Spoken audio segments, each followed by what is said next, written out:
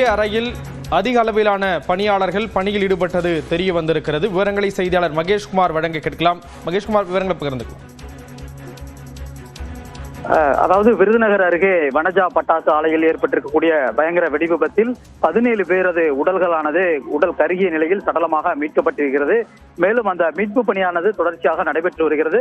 இந்த வெடிவிபத்து தொடர்பாக நடத்தப்பட்ட முதல்கட்ட விசாரணையில் அதாவது அளவுக்கு அதிகமான தொழிலாளர்களை பணியில் அமர்த்தியது, அதே போன்று ஒரு குறுகிய அறையில் அதாவது 2 பேர் வேலை பார்க்கக்கூடிய அறையில் 4க்கும் மேற்பட்ட தொழிலாளர்களையும், அதே போல 4 பேர் பணியாற்றக்கூடிய அறையில் 6 பேருக்கும் அதிகமான தொழிலாளர்களை பணியமர்த்தியதுதான் இந்த வெடிவிபத்துக்கான முக்கிய காரணமாக கூறப்படுகிறது. அது மட்டுமல்லாமல் அனுமதிக்கப்பட்ட அளவை விட அளவுக்கு அதிகமான ரசாயன மூலப்பொருட்களை பயன்படுத்தியும் இந்த பட்டாசு தயாரிப்பு பணியானது முற்றிலுமாக விதியை மீறி தயாரிக்கப்பட்டதன் காரணமாகவே இந்த கோர வெடிவிபத்து என்பது ஏற்பட்டிருப்பது முதல்கட்ட விசாரணையில் தெரிய வந்திருக்கிறது.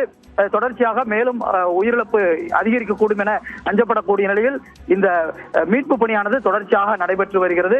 இந்த வெடிவிபத்து தொடர்பாக காவல்துறையினர் மற்றும் வருவாய்த்துறையினர் தீவிர விசாரணை என்பது நடத்தி வருகிறார்கள்.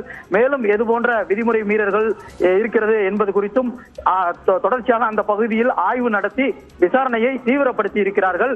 மேலும் இந்த விபத்து தொடர்பாக காவல்துறையினர் கடுமையான நடவடிக்கை எடுப்பார்கள் என கூறப்படுகிறது. இந்த வெடிவிபத்து ஏற்பட்டிருக்கக்கூடிய ஆலையின் உரிமையாளர் அந்த கோவிந்தநல்லூர் பகுதியைச் சேர்ந்த கோவிந்தநல்லூர் முன்னாள் ஊராட்சி மன்ற தலைவர் என்பதும் முதல்கட்ட விசாரணையில் தெரிய வந்திருக்கிறது.